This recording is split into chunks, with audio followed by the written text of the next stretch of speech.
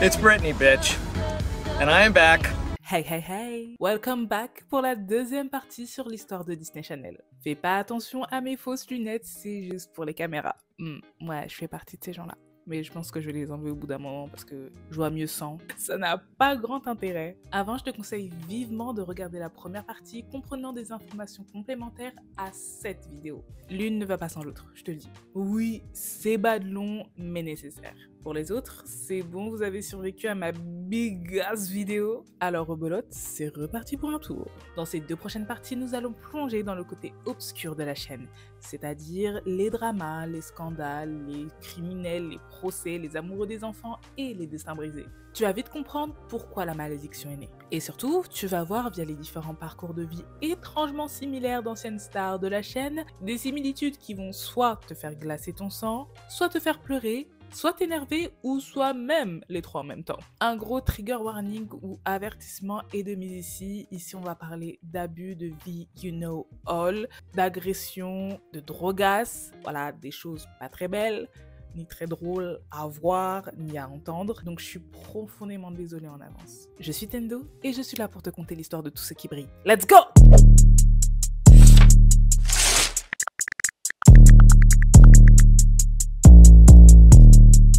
Je crois qu'avec ces lunettes, je crois qu'avec les lunettes tout court, vu que j'ai la fenêtre juste en face de moi, bah ça fait un reflet, donc c'est pas très cool que je les garde tout au long de la vidéo, donc je vais les enlever au bout d'un moment. Mais j'adore les lunettes!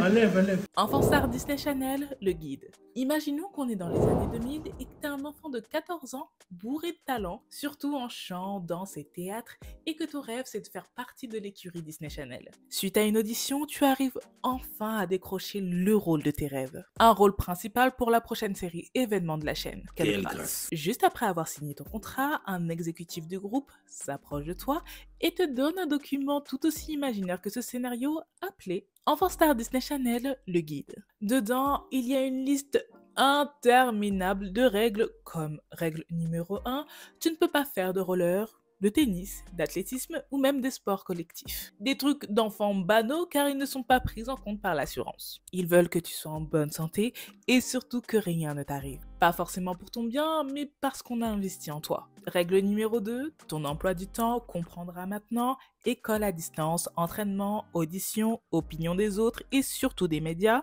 et test d'audience pour savoir si ton faciès est apprécié. Règle numéro 10, tu ne dois pas seulement être meilleur, tu dois être irréprochable. Même si pour un adulte normalement constitué, même ça, c'est compliqué. Règle numéro 37, tu souffriras en silence car silence, ça tourne. Règle numéro 88, tes parents doivent être des personnes avec qui il est facile de travailler.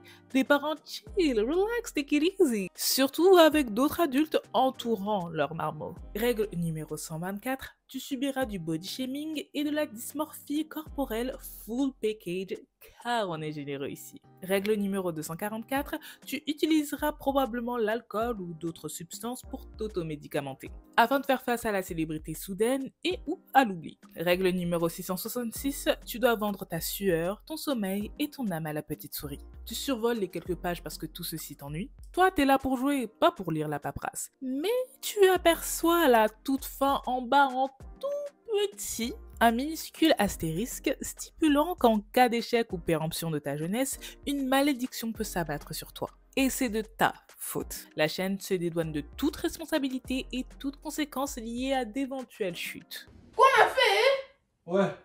Je suis nulle, je sais pas dedans. C'est de ta faute si on te voit comme une bête de foire quand tu réussis et aussi quand tu échoues. Ton prime niveau célébrité sera probablement quand tu seras jeune uniquement. Si ce n'est pas le cas, tu peux remercier ton entourage pour ça. Signé, la direction. Mais heureusement que tout ceci est imaginaire. LOL, PTDR, XPTDR. La vie, je suis pas drôle. Revenons à la réalité maintenant. Parce que je sais que tu n'es pas là pour que je te raconte des bobards. Même si tu verras que mon récit fictif n'est pas si loin de la réalité. Mais finalement, il n'y a que toi qui pourras en juger. C'est pourquoi je vais te narrer quelques parcours tragiques et ou moins tragiques et tu me diras ce que tu en penses. En tout cas, n'oublie jamais et garde en tête ce guide imaginaire qui te sera utile tout au long de cette vidéo. Je vais tout d'abord commencer par une superstar de la pop tout droit sortie du MMC. Ou Mickey Mouse Club. Et surtout, tu sais très bien de qui je parle, surtout si tu as regardé la première partie. Même si à vrai dire, le premier enfant à subir la malédiction Disney, c'est Bobby Driscoll. Enfant star, déchu mort en 1968, retrouvé dans une brique. Ouais, t'as bien entendu, dans une brique. Je tease un peu une prochaine vidéo, alors abonne-toi pour être aux aguets. Commençons par Britney Spears, 1993. It's Britney, bitch. Techniquement, Madame fait partie de l'écurie Disney. Sans son passage là-bas, il y a de fortes chances qu'on ne l'aurait jamais connue. So yeah, on va l'inclure. Dès son plus jeune âge, la petite fait le show, en chantant et en dansant. À 11 ans, elle participait déjà au télécrochet ricain Star Search.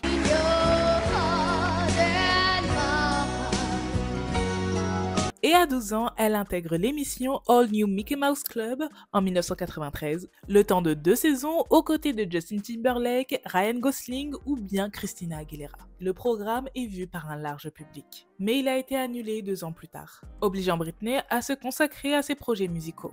Même si son passage sur la chaîne peut paraître presque anecdotique, il faut souligner que Disney Channel fut un tremplin pour elle. Là-bas, elle a pu se perfectionner et su mettre en lumière ses capacités de performeuse. Son passage dans le MMC est un moment clé qui a contribué à son entrée dans l'industrie du divertissement. Mais c'est en 99, à 16 ans seulement, que la carrière musicale de la petite blonde explose. Tout juste signé 2 ans auparavant chez Jive Records, c'est avec la sortie de son album Baby One More Time que Britney Spears devient un phénomène et une icône.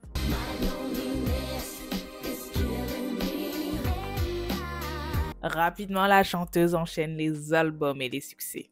Et quel succès! Oops, I Did It Again,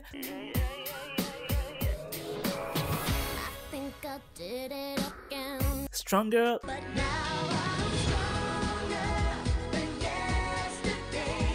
Lucky,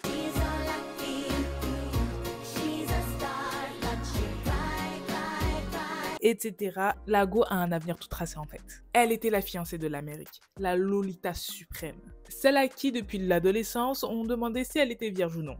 Creepy, mais passons. Ou pas, hein. Non, c'est pas normal cette histoire, c'est pas normal du tout. Elle a été en relation avec son collègue de l'époque, Justin Timberlake, un couple goals à l'ancienne qui a fait jaser et jalouser, alors que la relation était tellement toxique et chaotique. Cependant, en février 2007, après son divorce avec Kevin Federline, les yeux sont rivés sur elle, car elle se rase le crâne devant des paparazzis en délire et les attaque à coups de parapluie. Une scène de pétage de plomb devenue culte, alors qu'elle cachait tellement plus que ça. Une scène qui a fait en sorte qu'en 2008, son père Jamie Spears soit son tuteur légal, une tutelle qui durera 13 ans. 13 ans de bataille, et surtout vers la fin, vers 2019, le public avait compris que la tutelle n'était pas normale, n'était pas consentie. C'était bizarre, hein. Le Free Britney était en marche. Leave Britney alone! Please! Simultanément, elle sortait continuellement de la musique, comme I'm a Slave for You, Toxic, Baby, can't you see I'm calling? Give Me More, Womanizer, Boy, don't try to front, I'm not just what you are. Boy, don't try to front, Work Bitch, You Better Work Bitch, you better work, bitch. ou même Scream and Shout. Gotta scream and shout, and then and on out.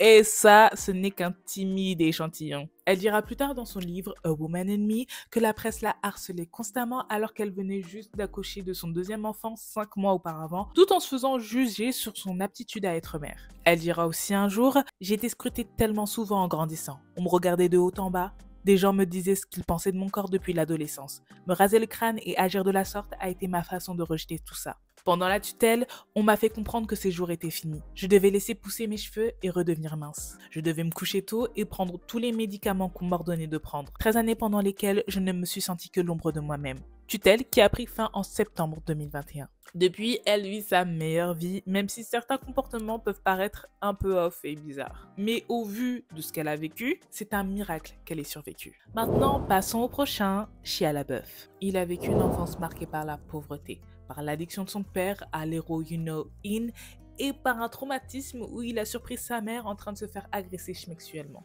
Déjà là, ça fait beaucoup. À partir de ses 12 ans, il a vécu avec son père pendant le tournage de Evan Stevens, ou La guerre de Steven. Et l'a soutenu dans ses luttes contre l'alcoolisme et en l'accompagnant à des réunions des alcooliques anonymes. Shia a aussi été victime de maltraitance de la part de ce dernier. Malgré cela, il reste proche de lui et continue de le soutenir financièrement, tout comme il a soutenu sa mère avant qu'elle meure. Il commença à faire des sketchs à l'âge de 10 ans pour échapper à son quotidien. Un jour, il rencontra un enfant acteur qui avait tout ce dont il rêvait. Alors, à partir de ce jour, il a souhaité également être acteur. Pas parce qu'il aimait ça, mais parce qu'il était fauché. Et l'enfant star qui avait tout ce dont il rêvait, il voulait être comme lui. Et être acteur lui semblait être dans ses cordes. C'était à son tour d'être enfant star en fait. Et d'avoir tout ce dont il rêvait. À 13-14 ans, il obtient le rôle de Louis Stevens, un ado énergique et souvent en difficulté, dans la série Disney Channel, La guerre des Stevens. La série a reçu plusieurs prix, dont un Emmy. Et pas pour la série, non, pour sa performance à lui. Ouais, à Skip, il était exceptionnel dans ce rôle. J'ai jamais vu la série, je vais pas m'en dire. Mais à Skip, il était là. Cela a aidé à augmenter sa visibilité et à établir la série comme une référence dans le genre de la comédie familiale. Il est devenu une star grâce à son rôle. Et la série l'a propulsé vers une carrière cinématographique. Logique, tu gagnes un Emmy comme ça à 13-14 ans, c'est quoi ce délire? Suite à ça, il joua dans une production Disney, La morsure du lézard, avec Patricia Arquette et Sigourney Weaver.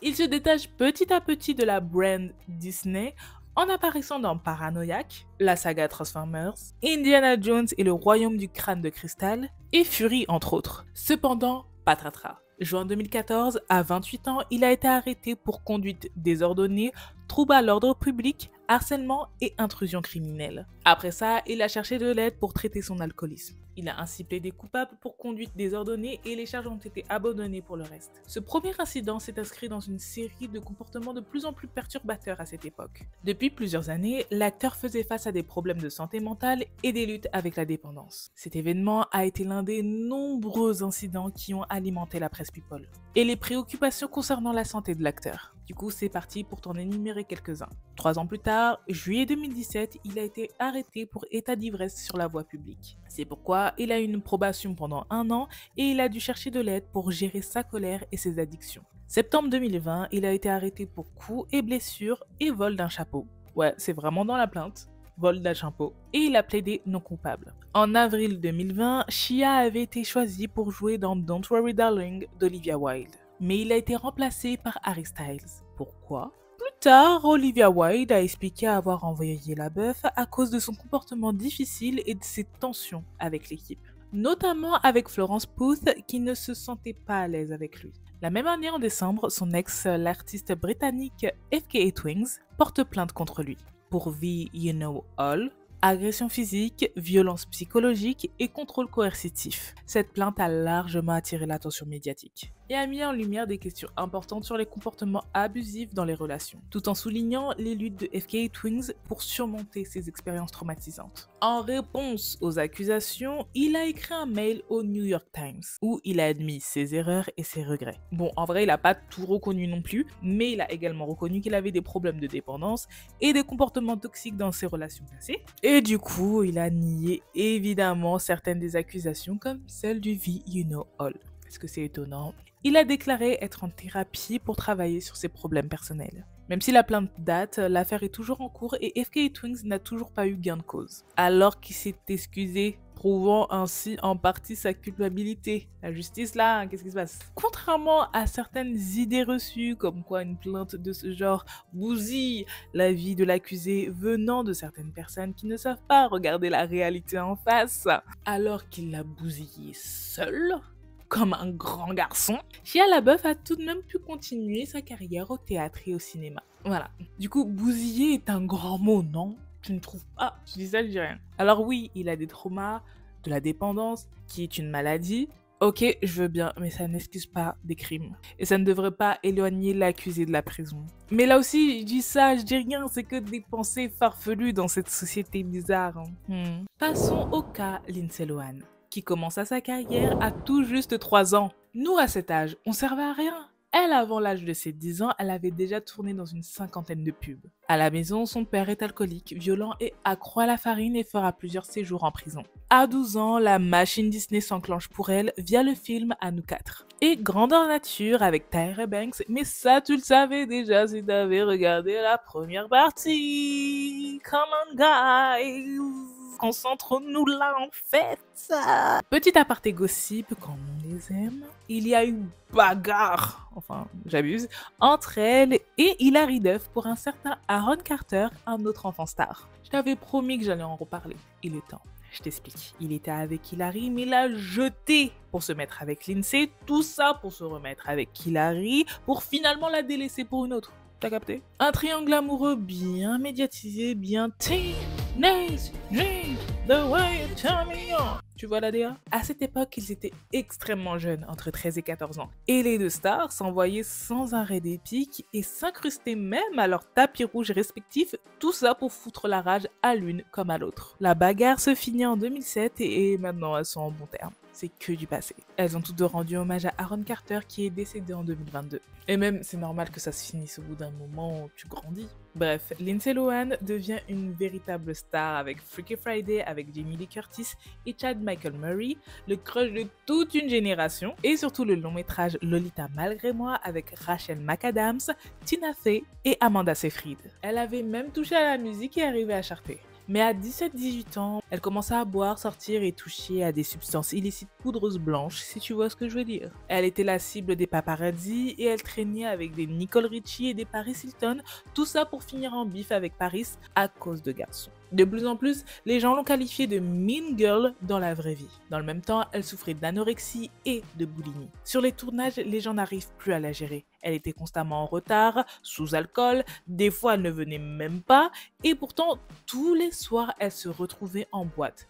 Plus personne ne voulait travailler avec elle, et puis c'est ainsi que les déboires ont commencé. Ouais, t'as cru que ça avait commencé? Eh ben, non, c'est que le début. Elle a eu un premier accident de voiture sous substance, le premier d'une longue liste. Ensuite, une autre fois, elle se fait arrêter au volant de sa voiture sous substance again. Elle finit en cure et avec un bracelet au pied pour contrôler son alcoolisme. Par la suite, elle a eu plusieurs mandats d'arrêt à son encontre car elle ne se présentait pas à ses sessions d'alcoolique anonyme. Son bracelet se déclenchait ou pire, elle ne se présentait même pas à ses procès. Mais qu'importe, parce qu'il y a toujours une solution à ça. Elle réglait ça toujours à coups de dollars. Mais au bout d'un moment, elle a abusé du bail et fut condamnée à 90 jours de prison ferme, mais a fait seulement 2 semaines de prison et pour compenser, elle partira en centre de réhabilitation. Et ce n'est pas fini, puisqu'elle est contrôlée positive à un test de drogue et part en désintox pour la 5e fois. Et parce que non, j'ai pas tout raconté non plus. Parce que c'est pas une vidéo sur elle, parce qu'elle a fait beaucoup de séjours en désintox et je pouvais pas tout dire non plus. Mais bon. En tout cas, elle part en désintox pour la 5e fois. Après ça, elle finit par voler une bijouterie tout en violant sa liberté conditionnelle et est condamnée à 120 jours de prison, plus 480 heures de travaux d'intérêt général. So we didn't learn. We didn't learn from last time. We didn't. So we didn't learn. Comprehension, comprehension. We didn't learn. Tellement ces mugshots ont tourné, ils sont devenus iconiques. Alors que c'est triste. Selon certaines rumeurs, elle a fini par être une yacht girl et ou avoir des sugar daddy pour s'en sortir. Mais ça, tu le savais déjà si t'avais regardé ma vidéo sur le yachting. Je t'avais déjà préparé à la sauce. Actuellement, elle vit à Dubaï car là-bas, il n'y a pas de paparazzi et pour être au plus près des yachts. Allegedly. Mais en vrai, je la comprends sur le côté paparazzi parce que je pense que elle est vraiment trop mal. Genre, je pense que elle, c'est au même stade que Britney Spears. Je comprends, Dubaï, c'est parfait pour ça. Là aussi, je vais même pas mentir. Même s'il n'y a pas que Dubaï. Depuis, elle remonte petit à petit la pente comme elle peut. Elle était à l'affiche de plusieurs films Netflix depuis 2022. Noël tombe à pic et Irish Wish. Et oui, ce n'est plus la hit girl d'autrefois, mais elle persévère. Dernièrement, elle est à l'affiche du remake de Freaky Friday que personne n'a demandé, avec Jamie Lee Curtis et Chad Michael Murray. Mais bon, si ça fait kiffer, alors pourquoi pas? De toute façon, qui suis-je? Raven Simone qui a commencé à travailler à 2 ans avec à son palmarès le mythique Cosby Show avec le mythique amoureux des enfants Bill Cosby, la saga Dr. Dolittle aux côtés d'Eddie Murphy, ou bien le film Alex Ellis Queen avec Halle Berry, et faisait la voix de Monique dans Kim Possible. Par ailleurs, elle a fait une apparition brève dans l'une de mes séries préf, Ma famille d'abord, If you know, you know. Et en plus de tout ça, elle est apparue dans v'là les publicités. Et à 7 ans, elle pouvait flexer sur nous son propre album qui chartait. Avec ça, la petite à 15 ans tue l'audition pour Phénomène Raven alors qu'elle voulait le rôle de la BFF. Sans autre choix que d'être sous le charme, les producteurs ont tout tout changé pour elle jusqu'à lui donner le nom du lead, tellement elle était talentueuse. Et petite info bien inutile, mais voilà, j'avais besoin de la partager, sa réelle première fois chez Disney Channel fut en 1999 dans le téléfilm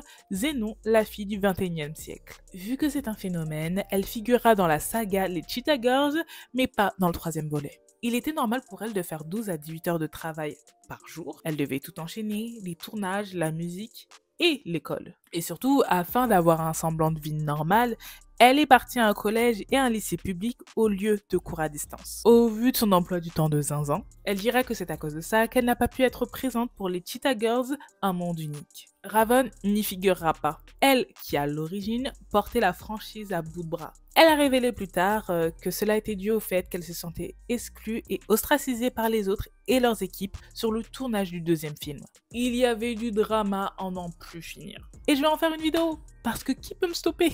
Son adolescence a été fortement perturbée par une crise identitaire. Oui, on l'a tous eu, hein, ça c'est clair, mais elle a eu un autre niveau. Elle était adulée du monde entier pour être Raven de Phénomène Raven, alors qu'elle ne savait pas qui elle était. Elle était encore en pleine construction, ce qui est normal. Et surtout, je ne sais pas si c'était la pire idée du siècle, mais Disney Channel, au lieu de lui donner un autre blaze, ils se sont pas foulés. Le créateur Michael David Poirier a fait la même pour Hannah Montana. Bien joué Michael, bien joué. En tout cas, ce fut là la meilleure manière de leur donner des problèmes d'identité parce que, spoiler alert, Miley Cyrus a eu exactement le même problème. Est-ce là une coïncidence? Je ne sais pas. Je pense pas, non. Tout était contrôlé par autrui. Alors pour échapper à ça, elle a trouvé un truc qu'elle pouvait contrôler. Sa nourriture. À plusieurs reprises, les exécutifs chez Disney Channel ont fait en sorte qu'elle paraisse plus mince à l'écran, à l'aide d'effets dans certains épisodes sans qu'on lui dise quoi que ce soit. L'exemple le plus hypocrite qui soit, c'est dans l'épisode That's So Not Raven de la saison 2. Raven se retrouve écartée d'un défilé de mode au profit d'une mannequin plus mince. Cet épisode qui aborde la question des régimes et de l'acceptation de soi se termine par un message de positivité corporelle. En soi, de base, c'est cool, c'est bien. Cependant, des rumeurs affirment que les scènes de fin ont été modifiées pour faire paraître Raven plus mince. Du coup, où est la cohérence du message, mes chers? J'aimerais bien la trouver, j'aimerais bien, mais je cherche encore. Ses parents ont toujours été là sur les tournages depuis qu'elle est petite. Aucun adulte ne pouvait lui tenir la main sans leur permission. Et elle n'était jamais seule. La base niveau protection contre tout amoureux des enfants. Fait complètement fou et pas dans le bon sens du terme. Pour correspondre aux standards de beauté, avant ses 18 ans, elle avait déjà fait une réduction mammaire et une liposuction. Car les gens et son entourage n'arrêtaient pas de dire qu'elle était grosse, de manière péjorative. Elle n'arrêtait pas de faire le yo-yo avec son poids. Du coup, ses parents ont accepté. Et pour couronner le tout, elle souffrait de dépression et voulait arrêter sa carrière à 18 ans. Financièrement, elle le pouvait largement. À vrai dire, encore aujourd'hui, elle n'a pas touché à son argent du Cosby. You have never, to this day, touched your Cosby Show money. This is a true statement.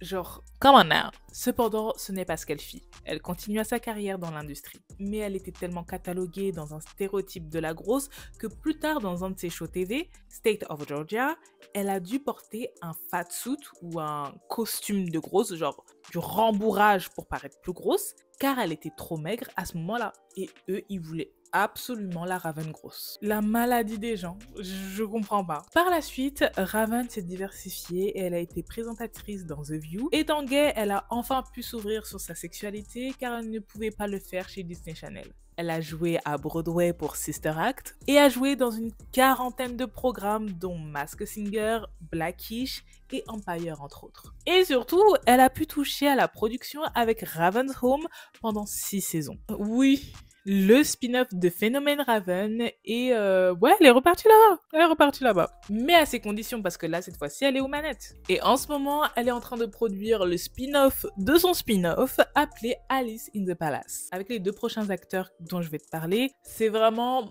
faites vos jeux. Rien ne va plus. Kyle Macy, âgé seulement de 12 ans, jouait le petit frère de Raven Baxter, nommé Cory Baxter. Après la fin de Phénomène Raven, son perso a même eu droit à son propre spin-off. Le temps de 2 saisons, appelé Cory est dans la place. Une première pour la chaîne à l'époque.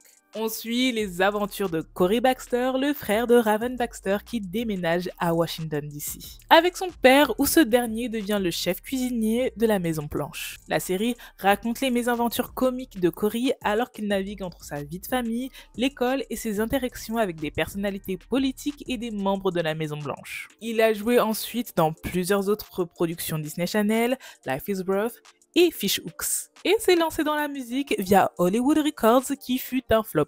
Mais bon, au moins il a essayé. Il a formé un groupe avec son frère, les Macy Boys, puis s'est lancé en solo et a participé à Danse avec les stars pour sa 11e saison aux States en 2010 et il a fini 2e. Pas mal. Là tu vas me dire, rien ne cloche. Qu'est-ce qui se passe, genre pourquoi il est dans la liste? Pourquoi on parle de lui? Eh bien, comment te dire? En 2021, il a été inculpé d'un chef d'accusation de communication avec un mineur à des fins immorales devant la Cour supérieure à Washington. Qu'est-ce que ça veut dire? Suite à une plainte déposée au civil en 2019 car il aurait parlé avec une mineure de 13 ans en lui envoyant des photos bizarres, très bizarres, via Snap, tout en sachant que Macy connaissait la victime depuis qu'elle avait 4 ans. Quand je dis bizarre, c'est pas des photos innocentes et habillées, hein? Soyons clairs. La plainte au civil fut classée sans suite pour défaut de poursuite, mais celle déposée à la Cour supérieure est toujours en cours. Pour lui, tout est faux, c'est de l'extorsion et blablabla et blablabla. Tu connais la chanson. Come on, none of it's true. None of it's true. It's BS. They made it up. They lie. Pourtant, selon certaines sources qui ont vu le dossier juridique, pas mal de preuves coïncident avec la version de la présumée victime, dont des preuves données par Snapchat. Donc, bon, j'ai parlé au conditionnel juste parce que voilà, mais on se sait. Qui ne connaît pas Orlando Brown pour ses rôles mythiques ainsi que ses déboires tragiques? Orlando Brown, c'est Eddie Thomas dans Phénomène Raven. Il avait 15 ans quand il a commencé à jouer dans la série. C'est aussi Jared Jamal, 3G Jameson dans Ma vie de famille. Moi, j'ai d'abord connu là-bas personnellement. Depuis ses 8 ans, Orlando ne fait que bosser. À vrai dire, le petit bossé comme nous, on n'a jamais bossé à cet âge. De 95 à 2001, il avait déjà 17 rôles à son actif dans différentes séries avec sa bouille toute cute. Je te jure, il était trop bibi. Genre, il y avait dans Les Jumelles sans mêle, Major Payne, Lizzie McGuire, The Jamie Foxx Show, Cool Attitude, Ma vie de famille. Il était partout. Tu voulais un petit garçon trop chou?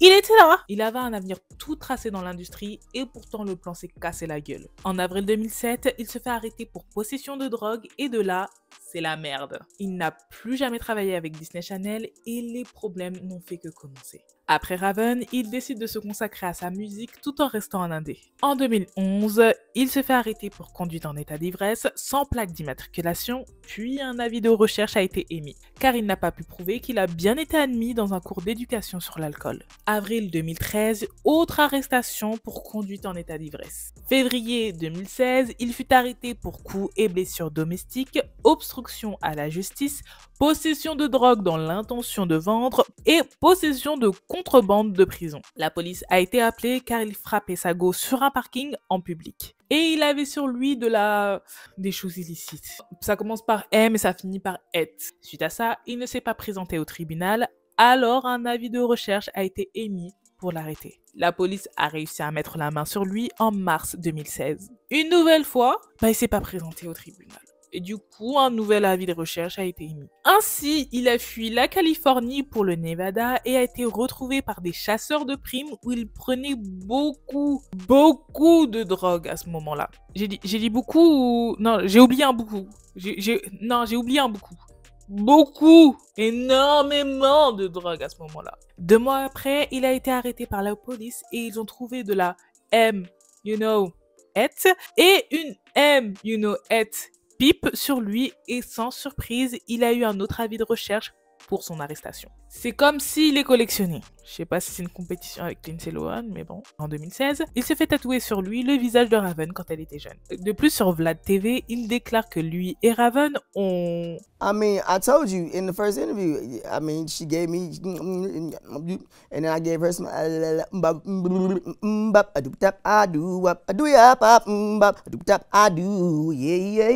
En vrai, on ne sait pas vraiment ce qu'ils ont fait parce qu'il part en chanson. Donc Il a ensuite été envoyé en cure de désintox le temps d'une semaine après l'intervention de la part de son entourage. Il devient petit à petit la risée sur internet alors que le gars est addict. Mais qu'importe, c'est une autre victime de la malédiction Disney, un autre bouffon de la cour pour nous amuser. Plusieurs vidéos très problématiques surgissent sur la toile, dont une où il se fait virer de la maison d'un ami, ou d'autres où il a un comportement très bizarre. C'était littéralement frasque sur frasque. Et bizarrement, les gens étaient fascinés. Du coup, il gagnait de plus en plus d'abonnés. En 2018, il apparaît dans l'émission Dr. Phil, interview où il dira que dans le ventre de sa baby mama, il y a un enfant de 2 ans, pas encore né. 2-year-old, still in the belly. Still in the belly, we don't know yet. Ne me demande pas ce que ça veut dire. En 2022, dans le No Jumper podcast, on peut apercevoir qu'il s'exprime mieux et on peut l'entendre dire qu'il regrette son addiction aux drogues. En 2023, il est maintenant une personnalité d'internet et participe à la saison 2 de Bad Boys Texas sur la chaîne Zeus Network. Petit fait insolite, il a été viral 2 fois via sa musique. La première, c'était via le très sérieux Coming to America en 2020. Everybody coming to America.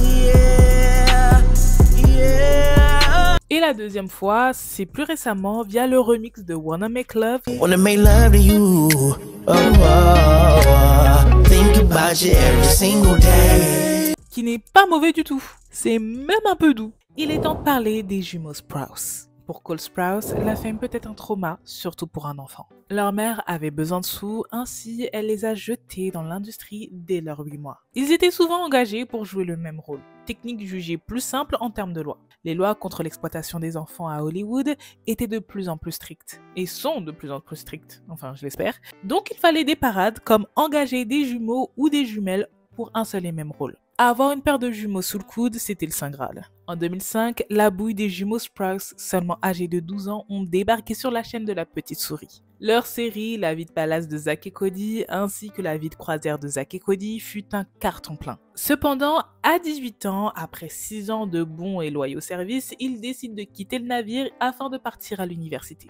Mais avant, ils ont la bonne idée de pitcher une idée aux exécutifs de Disney. Leur idée, c'était de faire une dernière saison avec eux pour qu'un autre enfant plus jeune soit la star et eux, ils avaient les rôles secondaires de grands frères sans être constamment présents, tout en étant dans la vraie vie des producteurs exécutifs. Ça leur permettrait de se faire des pépettes avant de partir et d'aider dans le même temps les membres de l'équipe de la série à continuer à avoir du boulot, car finalement, c'est une industrie précaire pour toutes les petites mains sur le plateau. Ils les voyaient comme une famille et se sentaient coupables d'arrêter comme ça. Mais la chaîne a refusé. Et se sont même moqués. Tout ça, non parce que c'est des gamins, tout ça pour leur pitcher la même idée.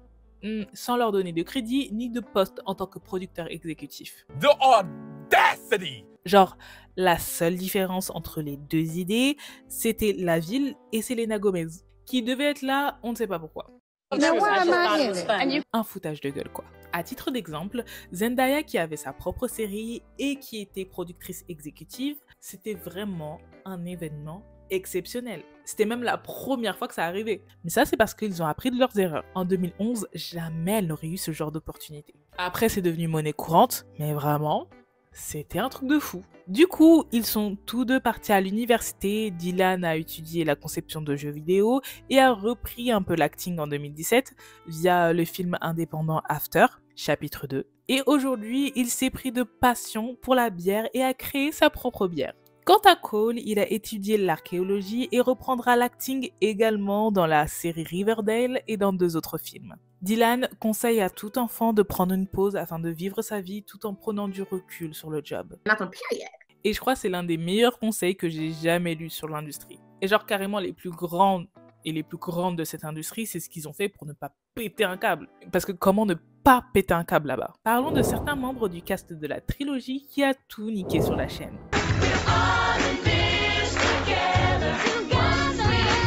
La trilogie High School Musical, une trilogie qui a brisé le dos à tous les records de Disney Channel. On y retrouve Zac Efron, 18 ans, qui joue Troy Bolton, Vanessa Hudgens, 17 ans, qui incarne Gabriella Montez, Ashley Tisdale, 21 ans, qui interprète Sharpay Evans, Lucas Grabeel, 21 ans, qui est Ryan Evans, Corbin Bleu, 17 ans, qui incarne Chad Dunford, et Monique Coleman, 25 ans, qui joue Taylor McKessie. Lorsqu'ils ont signé leur contrat, apparemment, il y avait une clause comme quoi il ne fallait pas offenser ou insulter une communauté ou même inciter à la haine. Ce qui est le minimum, et au premier abord, innocent. Well.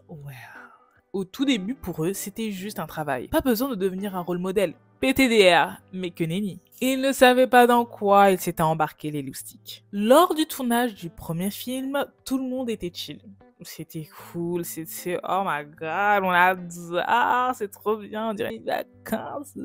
C'était ça l'ambiance. Car il n'y avait aucun enjeu derrière. Ils n'étaient carrément pas préparés à affronter la notoriété qui allait les frapper. Aucun d'entre eux n'avait eu de média training avant, à part Ashley Tisdale. Puis, en voyant le succès retentissant du premier volet, Disney Channel a décidé de serrer la vis. Déjà, entre les deux tournages des premiers films, les acteurs n'ont eu que 2 semaines de pause, et puis l'ambiance est passée de chill, relax, take it easy, et tous ces synonymes, à emploi du temps de fou et tous les synonymes d'anxiété et de pression. Zac Efron a subi de plein fouet les conséquences de la fame à cette échelle. Tous ses faits et gestes étaient scrutés, ainsi que sa relation avec sa co-star Vanessa Hudgens. Il devait être irréprochable et en apparence, on pourrait croire que c'était le cas. Néanmoins, afin de faire face au spotlight, il se tourna vers l'alcool et la farine. Pendant des années, il a touché à ça sans que personne n'y prête attention. Jusqu'en 2013, où il est admis en cure de désintox. Franchement, je suis choquée de cette information parce que je n'en savais rien du tout. Peu de personnes en parlaient, je sais pas pourquoi, mais c'est bizarre. Cette même année, sa mâchoire est défigurée suite à un incident qui a failli lui coûter la vie. Il est tombé en glissant près de sa fontaine chez lui. Et depuis, beaucoup spéculent sur le fait qu'il a fait beaucoup de chirurgie esthétique. Et que sa chute était qu'une excuse pour pouvoir le faire. Zac a travaillé depuis 2023 et chaque année depuis, il a été dans un projet. Dont Hairspray, 17 ans encore, Nos pires voisins 1 et 2, The Greatest Showman. Il a tout niqué avec Zendaya, genre.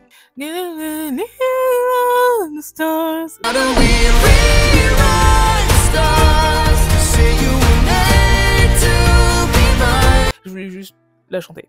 Bref, The Iron Claw et bien d'autres. Après Disney Channel, il s'est vite distancié de l'écurie. C'est le seul à ne jamais être là pour les réunions, même aujourd'hui. High School Musical, pour lui, c'est du passé.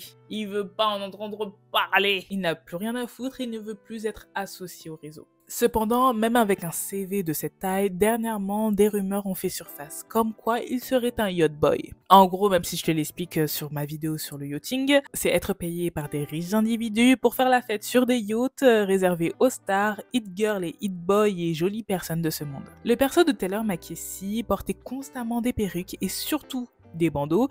C'était peut-être un choix capillaire voulu et pensé en amont. Bah non, car aucune personne de l'équipe n'arrivait à la coiffer. Par faute de considération et beaucoup d'ignorance et non de moyens, parce qu'ils avaient les moyens, ils lui ont foutu des perruques et des extensions qui font peur, ainsi que des bandeaux pour cacher la misère. Par ailleurs, elle et Lucas Grabeel n'ont pas été invités pour faire la tournée presse du 3e film, tel des parias. Pendant son temps chez Disney, Vanessa a vécu un slut-shaming à un niveau même Monica Lewinsky aurait eu pitié. À 18 ans, lors de la période High School Musical 2, des nudes d'elle ont leaké par des gens qui n'ont pas d'âme. Alors que dessus, elle était mineure. Donc à ce stade, ce ne sont pas des nudes, mais des images pour les amoureux des enfants. À Skip, elle les a envoyées 2 ans avant d'être famous à la star Nickelodeon Drake Bell, afin d'avoir son attention. Et lui, il proclame qu'il n'a jamais reçu ces photos. Ce fut un scandale public et intérieur. Beaucoup de parents étaient scandalisés et voulaient absolument que la chaîne se débarrasse d'elle.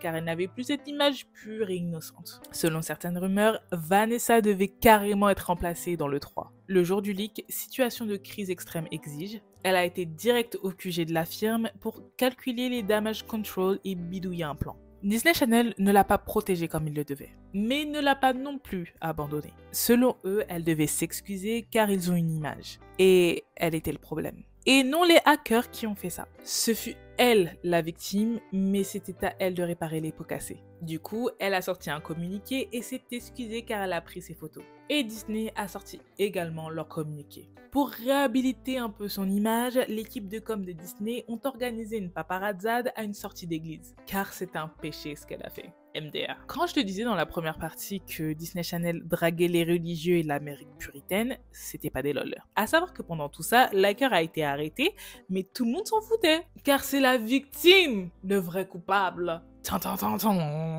Ceci est clairement de l'ironie. Bref, ce fut un épisode hyper traumatique pour elle. On va rester dans le thème un peu olé olé, car il existe des producteurs qui vont utiliser d'anciennes stars Disney dans leur phase jeune adulte pour les sexualiser encore plus qu'elles ne l'étaient auparavant, sous couvert de les libérer et de casser leur image alors que ça ne profite souvent qu'aux exécutifs. Ces filles sont souvent exploitées et le pire c'est qu'elles n'ont souvent pas besoin de faire ça. Par exemple, il y a eu Christy Carlson Romero de la série La Guerre des Stevens qui a joué dans un film où il y avait une scène de nu. Du coup, dans le film, tu peux la voir nue. Il y a eu Spring Breakers avec Vanessa Hudgens et Selena Gomez. Enfin, voilà, des trucs comme ça, quoi. Et le truc, c'est qu'elles peuvent le faire. Hein. Attention, je ne dis pas qu'elles peuvent pas le faire. Mais souvent, déjà, elles regrettent. Et le truc, c'est que moi, perso, j'aime bien quand c'est bien fait, quand ça a une utilité dans la création, quand ça a une utilité dans le film, dans la série, quand ça apporte quelque chose. Mais si c'est juste de la nudité ou des scènes de schmex que pour montrer, que pour choquer, enfin, ça sert à rien. Au bout d'un moment, c'est bon. On sait comment ça se passe. Moi, par exemple, mes séries préf, oui, il y a Ma Famille d'abord, Malcolm, Desperate Housewives, etc. Mais il y a aussi Insecure, Game of Thrones, comme ça. Même Euphoria, il y a beaucoup ça. Parce que c'est utile, parce que ça sert à l'œuvre. Là, moi, j'aime. Là, moi, je suis là. Là, moi, je regarde. Montre-moi. Et si c'est juste pour choquer, si c'est juste pour montrer, c'est bon. Mais vu que c'est souvent pour casser ou faire oublier leur image, alors qu'on n'oubliera pas, et c'est ok.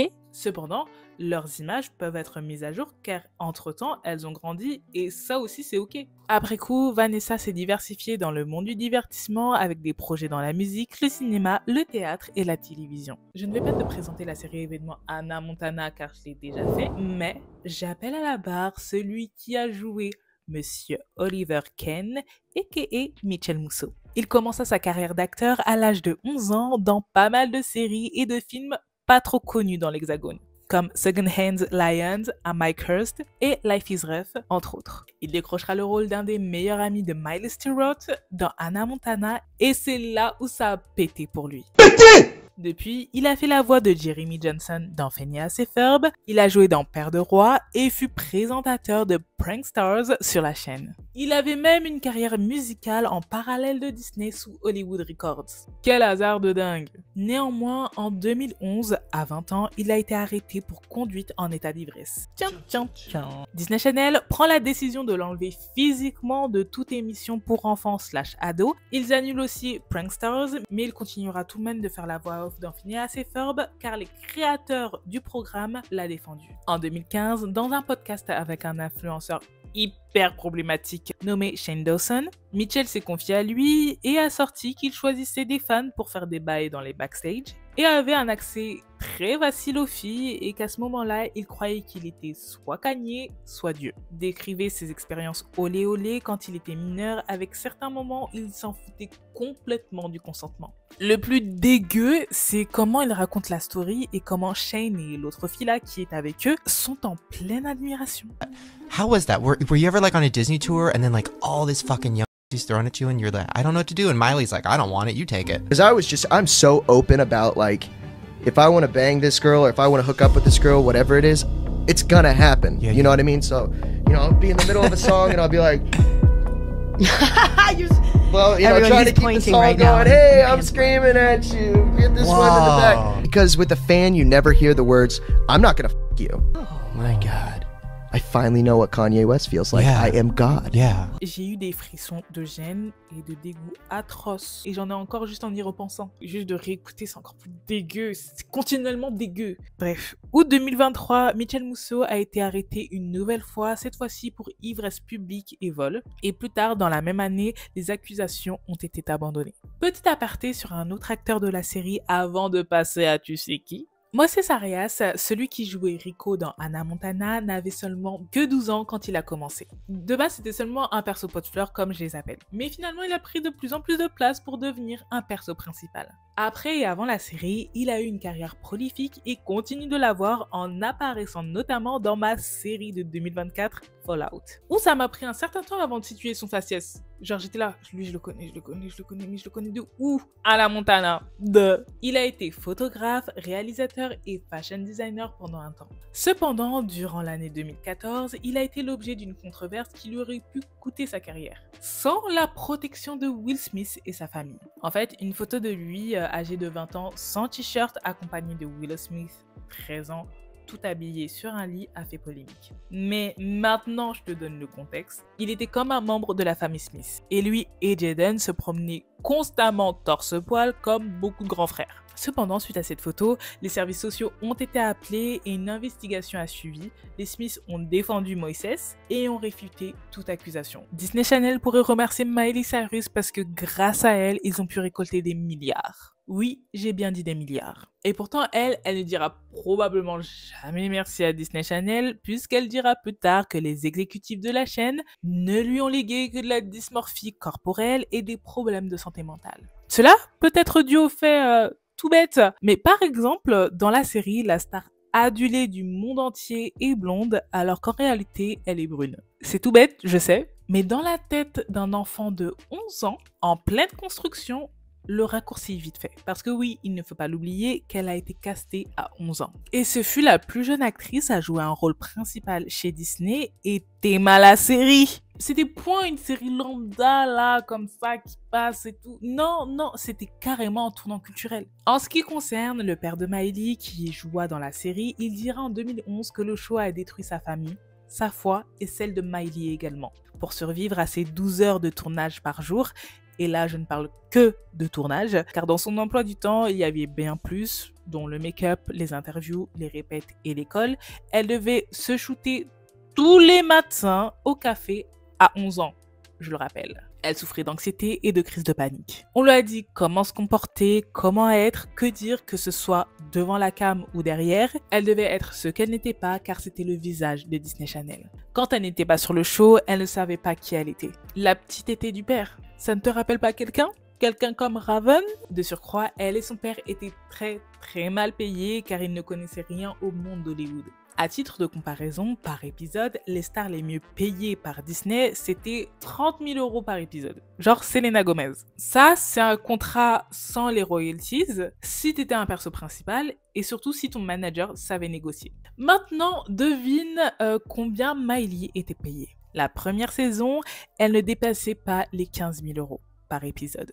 Et la dernière saison, elle ne gagnait que 25 000 € par épisode. Niveau série, Hannah Montana, c'était LA série de Disney Channel. Miley était le visage de la chaîne et pourtant, ce n'était pas elle qui était payée le plus sur le réseau. Et je trouve ça tragique. Pas étonnant, mais tragique. En 2008, un scandale a éclaté lorsqu'elle avait 15 ans. Une cover Vanity Fair a été publiée, la petite le dos nu, habillée seulement d'un jean et recouvert d'un drap pour le haut du corps. Les gens, Disney Channel, tout le monde ont pété leur tête. Alors que ses deux parents et même sa petite sœur étaient présents sur le shoot, mais elle a dû s'excuser après avoir défendu la photo. Parce qu'elle a quand même défendu la photo avant, mais elle a vu le backlash qui continuait, qui s'amplifiait. Elle a dit non, je m'excuse, c'est bon, pardon là, c'est bon. Carrément, ils ont parlé de fuite de photos pour réduire les dommages collatéraux alors que c'était clairement intentionnel et préparé. Il y a eu des photos de stars mineures encore plus olé que ça, mais dans le cas de Miley, sa brand consistait à être une fille bien,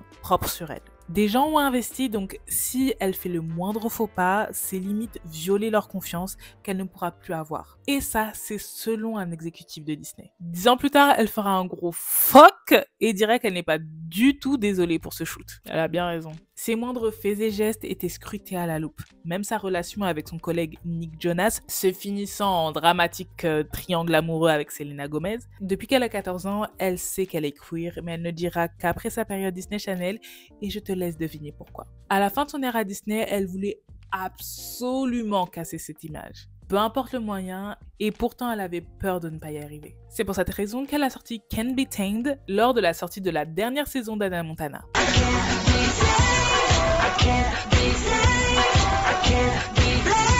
Le jour après la sortie du single, selon un ancien assistant de promo à Radio Disney, ils ont annulé tout concernant Miley. Pas de mention d'elle, ni de diffusion à la radio afin de se distancier d'elle. Pourtant, elle était toujours signée sous Hollywood Records. Certes, la film a produit le son, mais finalement, ils y croyaient moyen en son rebranding. En 2010, une vidéo d'elle en train de filmer de la Marie-Jeanne à l'âge de 18 ans circule. La go entre dans sa rebelle era. Elle arrête les frais avec Hollywood Records et ne retravaillera plus jamais avec Disney Channel. Elle prend 3 ans pour se réinventer musicalement, quitte à faire de l'appropriation culturelle pendant cette ère dont elle s'excusera plus tard. Et depuis ça, j'avoue que je la respecte. J'avoue que je l'aime bien. Je l'aime bien, la Miley. Genre parce que c'est l'une des très rares personnes à s'être excusée, mais de manière authentique, genre de manière sincère. C'est pas des paroles d'un PR ou de je sais pas quoi, c'est juste elle qui s'excuse, point. Bref, elle nous pond bangers sous RCA Records avec We Can't Stop.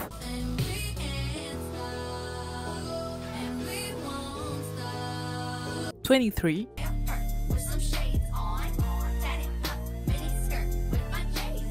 et Wrecking Ball.